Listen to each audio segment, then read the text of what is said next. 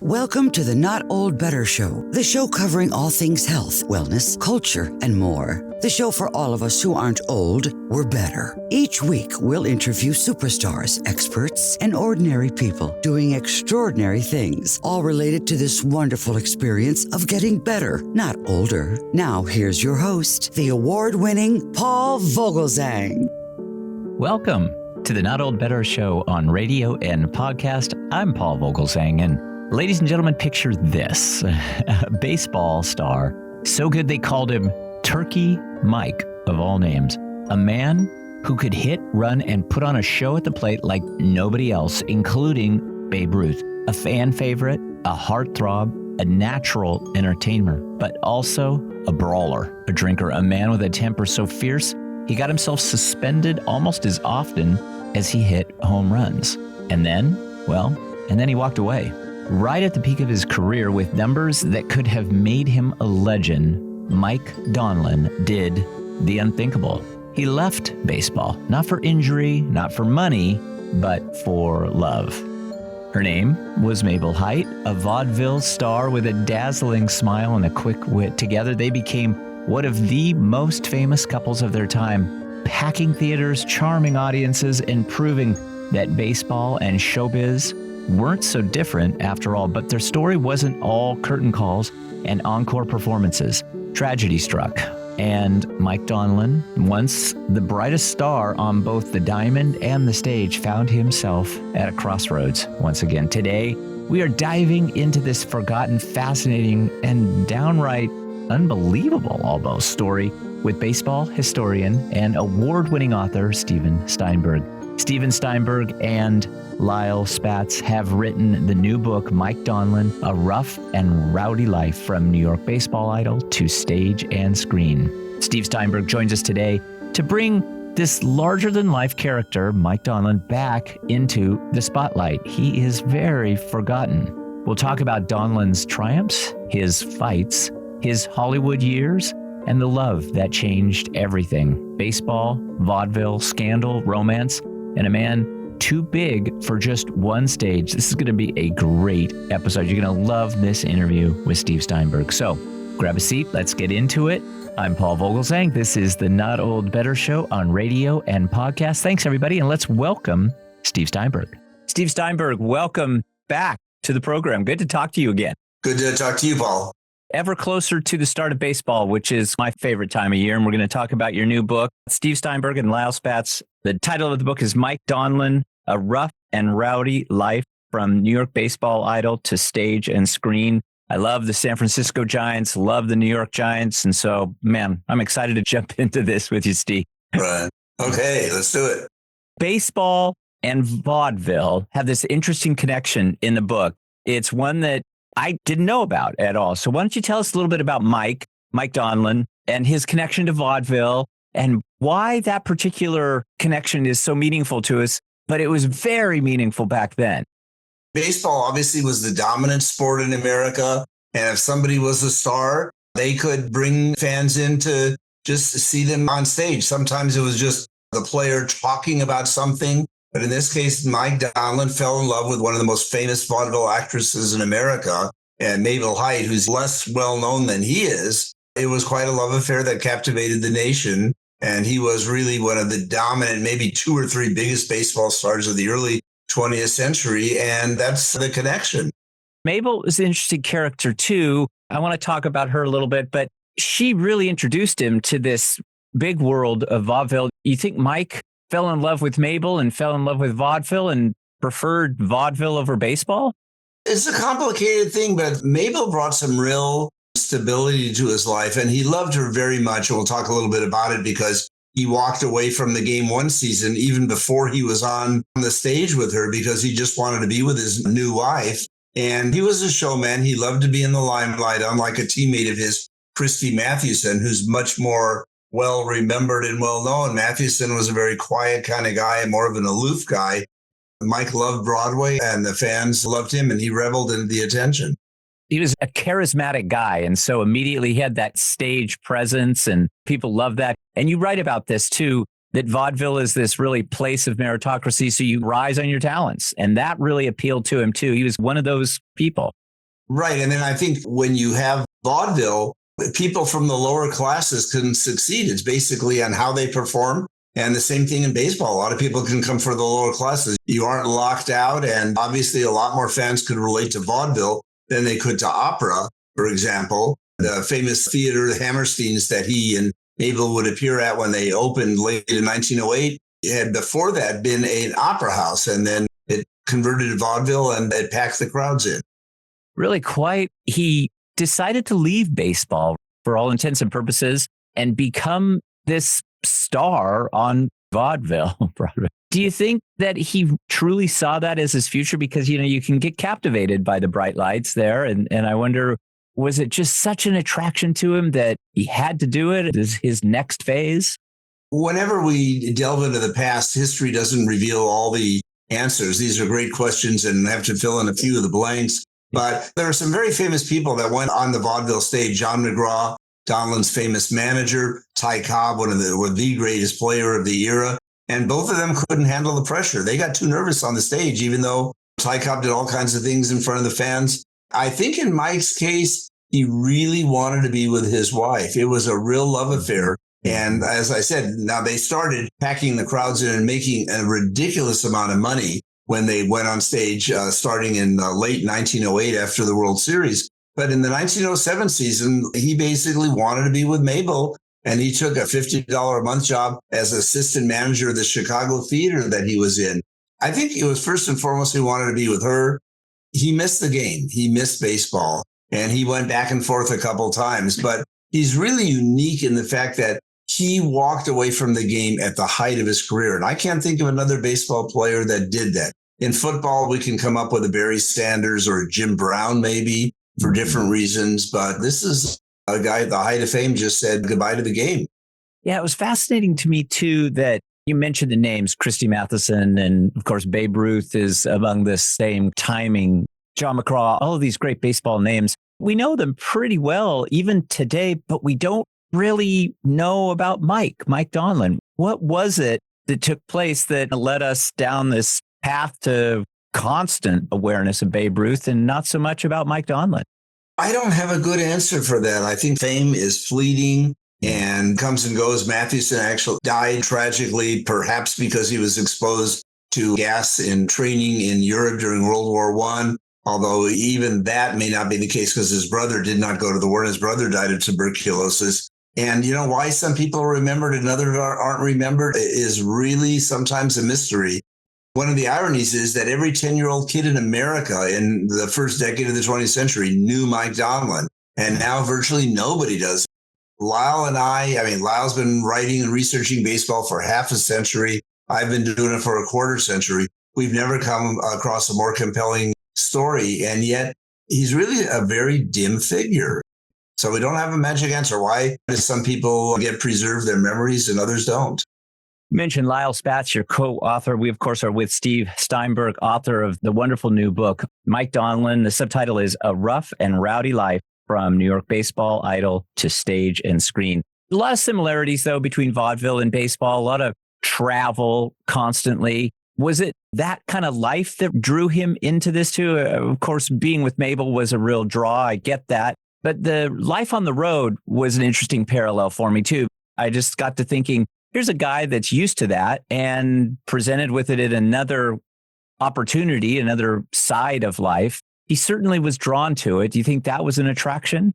Yeah, that was. I think the travel actually for vaudeville is even more extensive because baseball in this era didn't go further west than St. Louis. And in vaudeville, even if you're in New York, vaudeville really is variety. You go to a vaudeville theater and you might see 8 or 10 acts of 10 or 15 minutes apiece. And Donlin might be followed by a man with dancing dogs or a character who had a beard that was 12 feet long. It was just a variety thing. And they had to travel and take their show on the road because the variety was always the emphasis. So you couldn't stay in New York all the time. And there was a lot of the travel. They didn't stay in the finest hotels, just like the baseball players then did not. They worked late at night and probably slept in the morning. So there definitely were similarities. And again, these people, if you were talented, you would rise to the top.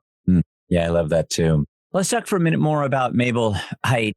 she died tragically young and of a condition that was probably a painful one in those days. And of course, Donlin saw all of this happening and lost to the love of his life at this very, very young age. I think it was 29, and it had to have affected him hugely. And you talk a little bit about that. Tell us more about what that meant to him and the timing, and then even how that shaped his kind of next few steps from a career standpoint. Yeah, in the early chapters, we talk about the family tragedies that Mike had in his life. His mom actually was killed in a train accident, one of the most spectacular, over a high bridge, and she hung on these wires for almost 24 hours before she fell to her death. And so once again here, when Mabel dies, and the C word cancer is mentioned in the press, although in that era you rarely see the word cancer, and it's still a little bit unclear exactly what kind she had.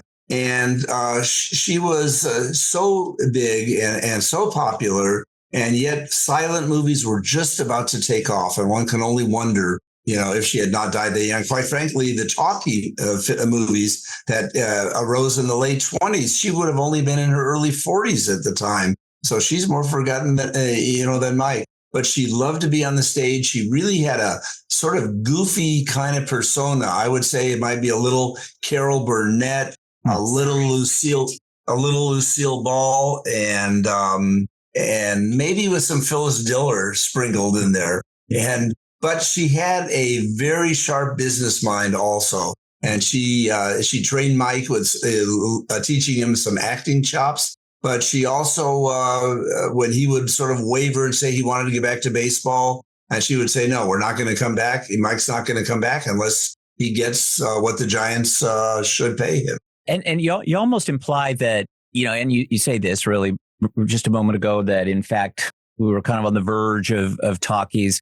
Hollywood was kind of a lure. And do you think Mabel was able to give him some kind of guidance career-wise? Because that's ultimately where he ended up. And again, something else I just didn't even realize, just the sheer number of movies that the man was in. A beloved Hollywood kind of fixture there for many years. He certainly had this incredible Hollywood career too, in addition to baseball. Was it Mabel that was kind of help guide him there?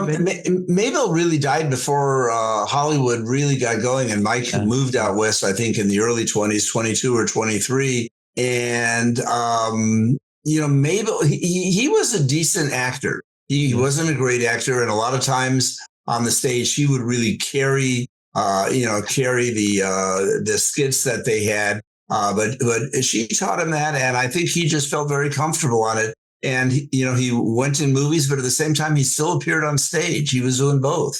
And he was a pretty rough and tumble guy. He drank a lot. He was alcoholic, although she tamed that. But, people are not either 100% evil or 100% good. And we have a quote, an epigraph from a famous sports writer to that effect, that because people are shades of gray, it makes them much more interesting. But Mike really, had a very, very kind heart. And he did become a beloved figure in Hollywood, and directors, some famous, some not so famous, would try to find roles for him. Many of them were just bit parts in different movies, although he did star in a movie about his own life, perhaps one of the first baseball feature films about a baseball star. Well, Steve, again, Steve Steinberg's our guest. He and Lyle Spatz have written this wonderful book, Mike Donlin. We'll have links so that our audience can find out more information about Steve Steinberg, Lyle Spatz, this wonderful book titled Mike Donlin. The book's getting great reviews. I found this and I thought, what a wonderful way to give you a little bit of props here for your historical writing. The review is from Bevis Baseball Research Blog.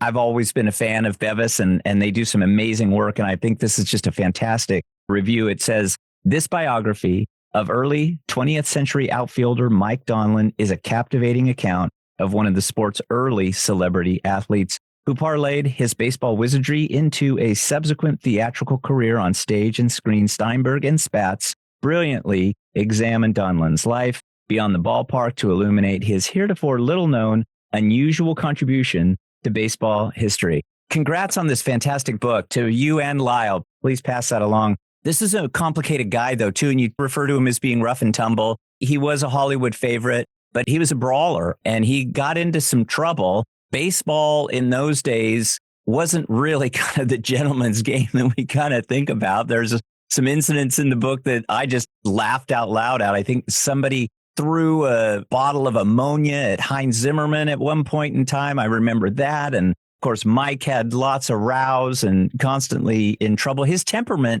was something that caused him some problems at times.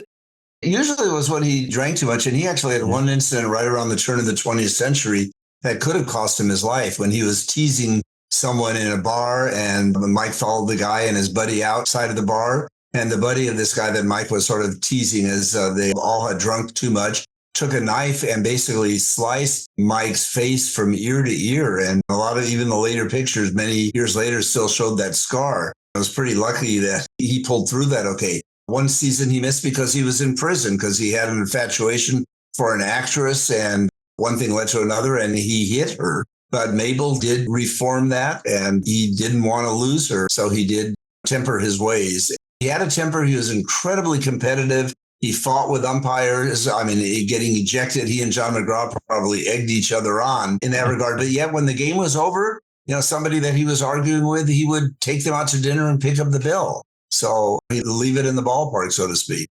I love baseball movies, and this one just seems perfect for this approach, this larger-than-life guy. Who might portray Mike Donlin, do you think? And do you think this is going to be a good film? And maybe we'll bring Travis Kelce in to... It's funny you mentioned that, because you're not the first person that has brought up the idea of this being made into a film, especially with all the material that the different companies are looking for. They need topics. I'm not sure who that person would be, but it's one of these lives that almost seems like it would be fiction. It's, truth sometimes is stranger than fiction. And Mike, to his credit, had to overcome a lot of things early in his life, family tragedies. He was an orphan. And then with Mabel, it was obviously a devastating blow. But right after that, he continued to perform. He did return for one final encore with the New York Giants. And who do you think might play this actor? As I was reading the book, I thought this would make a great film. And you mentioned some of the big names we've seen migrate from sports to Hollywood. And Travis Kelce sounds like a guy that's going to be migrating at some point from sports. He's known for this big personality, and he's got this big fancy girlfriend now. And it just seemed to be a parallel. I just thought to myself, wow, history repeats. Yeah, it's interesting. I mean, I would think of maybe a younger Robert De Niro, obviously, 40 years ago. Could be, and it is larger than life. And Mike was well known beyond the sports world just because of his connection to vaudeville and Hollywood. And if you go on IMDb, which is the movie database, he appeared in about 50 movies. Again, many of the roles were very small. He probably appeared in 100, and a lot of them were lost because the old films were put in that metal can, and they'd open it up some years later and it'd just be like a pile of goo, so to speak. So we'll see. But he did not live a long life compared to Mabel. He died most likely of a heart attack, and he was only in his mid-50s. Quite frankly, if you look at pictures of him, like Miller Huggins, the manager of the Yankees that Lyle and I have written a biography about, he aged. I mean, he had a life with a lot of living to do. When he was 50, he almost looked like he was 70. But he kept on staying very active. He had a very serious illness in the mid-1920s, but then he bounced back busier than ever after that and kept on his place in Hollywood.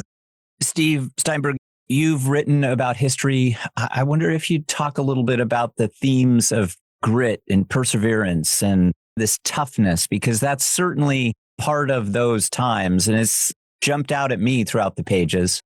This book, Lyle and I have stepped a little bit further back in time because Mike was, other than Honus Wagner as a position player, was the star in the 1905 season, the great 1908 pennant race. And it was more of a rough and tumble game than the 1920s that we've written a lot about. It took that toughness, and even to break into a lineup, the older veterans would not be very welcoming to somebody that might possibly take their spot in the lineup. So you had to be tough, and Donlin had that swagger. And maybe that swagger was sort of overcompensating for the tragedy that he had in his life. But Haywood Broun, the famous reporter, tells the story where Donlin, and it certainly rings true. I don't know if it actually happened that way, where Donlin walks into a St. Louis bar and he hears a brawl going on in the back room, and he asks the bartender if this is a brawl, can anybody join it? He wanted to throw a few punches there. So interesting, complicated man, fascinating guy. Do you think this combative nature contributed to his early death? It just seemed like there were so many things that he was tangled in. Yeah, I mean, it's hard to know medically, but like I said, in his 50 some odd years, there were certainly a lot of tough and stressful situations. But Mabel really did domesticate him. It's interesting because like modern day athletes, if you're really good, you sometimes get a second chance or a third chance. Whether you deserve it or not, you don't know. And if Mike hadn't been as good a ball player as he was after he was in prison, he might not have made it back. But teams took a chance on him because they saw the talent that he had. But at the same time, a woman came along and she saw something special in him and really did save his career and his life in many ways. I think after she died, he did resume drinking. We talk about the fact that two of his drinking buddies were famous actors, Lionel Barrymore and Buster Keaton. And I knew that Barrymore had been an alcoholic. I hadn't realized that Keaton was a heavy drinker also. This is in the 1920s. He had a lot of wear on those tires, so to speak, by the time he was in his mid-50s.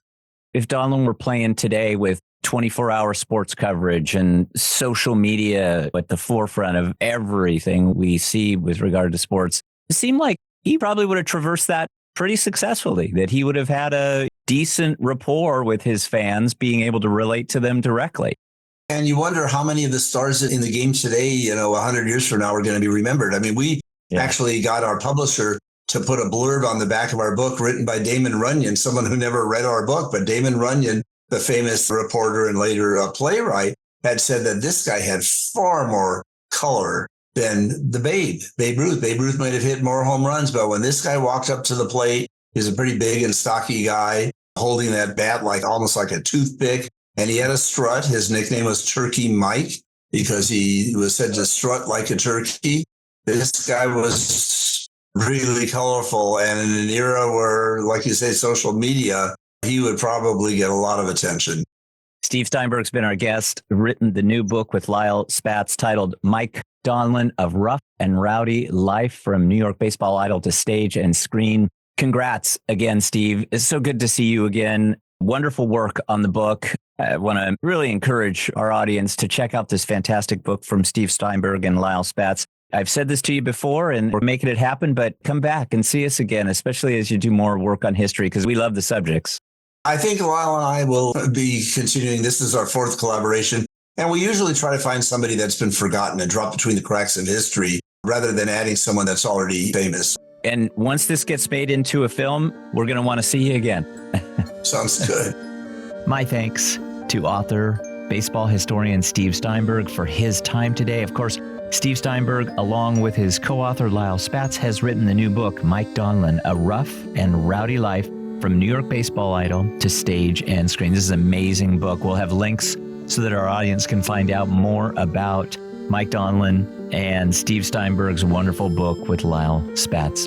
Thanks to you, our wonderful audience. I want to take a moment and just thank Sam Henniger and Miranda Henniger, the husband and wife team that make sure to keep us moving forward. Thanks, Sam. Thanks, Miranda. Thank you to all of you. Please be well, be safe. Let's talk about better. The Not Old, Better Show on radio and podcast. Thanks, everybody. We will see you next time. Thanks for joining us this week on the Not Old Better Show. To find out more about all of today's stories or to view our extensive back catalog of previous shows, simply visit notold-better.com. Join us again next time as we deep dive into some of the most fascinating real-life stories from across the world, all focused on this wonderful experience of getting better, not just older. Let's talk about better. The Not Old Better Show. Hi, one final thing. Please check out our website for this episode and all episodes at notold-better.com or subscribe to the podcast on Apple Podcasts, and be sure to check out your local radio stations to find out more about the Not Old Better Show on podcast and radio. You can find us all over social media. Our Twitter feed is Not Old Better, and we're on Instagram at Not Old Better too. The Not Old Better Show is a production of NOBS Studios. I'm Paul Vogelsang, and I hope you'll join me again next time to talk about better. The Not Old Better Show. Thanks, everybody. We'll see you next week.